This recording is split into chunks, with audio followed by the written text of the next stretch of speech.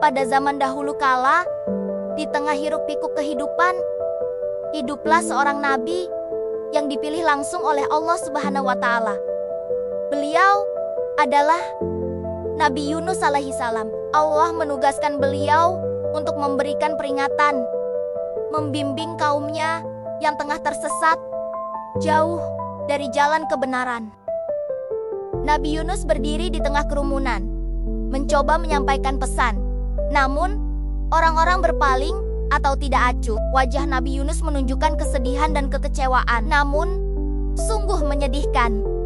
Kaumnya enggan mendengarkan. Nasihat-nasihat Nabi Yunus bagai angin lalu, tak sedikit pun menyentuh hati mereka. Mereka terus tenggelam dalam kesesatan, larut dalam perbuatan yang salah. Nabi Yunus dengan hati yang berat, merasa sedih dan kecewa tiada tara. Nabi Yunus berjalan menjauh dari kota, terlihat putus asa. Kemudian naik ke sebuah kapal yang berlayar di laut luas. Rasa putus asa menyelimuti hatinya. Dalam keputusasaan itu, Nabi Yunus membuat keputusan yang tergesa-gesa. Beliau memilih untuk meninggalkan kota dan berlayar pergi dengan sebuah kapal. Langit tiba-tiba gelap, gelombang laut membesar, badai dahsyat menerjang kapal. Para awak kapal tampak ketakutan. Namun, di tengah pelayaran, cobaan tak terduga datang. Kapal yang ditumpangi Nabi Yunus tiba-tiba diterjang badai dahsyat. Gelombang mengganas, angin menderu, seolah alam murka. Para awak kapal pun diliputi ketakutan.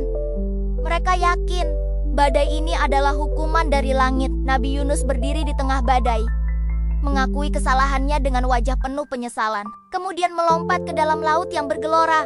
Saat itulah Nabi Yunus menyadari kesalahannya. Dengan jujur, beliau mengakui bahwa dialah penyebab badai ini, karena telah meninggalkan tugas yang Allah berikan kepadanya. Sebagai bentuk penyesalan dan taubat tulus kepada Allah, Nabi Yunus dengan ikhlas memutuskan untuk terjun ke dalam lautan yang bergelora. Nabi Yunus jatuh ke laut. Tiba-tiba, seekor ikan paus raksasa muncul dan menelan Nabi Yunus. Dan subhanallah, pada saat genting itu, Allah Subhanahu wa Ta'ala tidak membiarkan hambanya binasa. Dia mengutus seekor ikan besar untuk menelan Nabi Yunus, melindunginya dari bahaya laut yang luas. Di dalam perut ikan, Nabi Yunus duduk bersimpuh, berdoa dengan khusyuk. Cahaya lembut menerangi beliau. Dalam kegelapan perut ikan, Nabi Yunus merenung. Beliau bertaubat dengan sepenuh hati, memohon ampunan kepada Allah. Dan Allah yang maha mendengar setiap bisikan doa taubat Nabi Yunus. Ikan berenang mendekat ke daratan, kemudian memuntahkan Nabi Yunus dengan lembut ke pantai.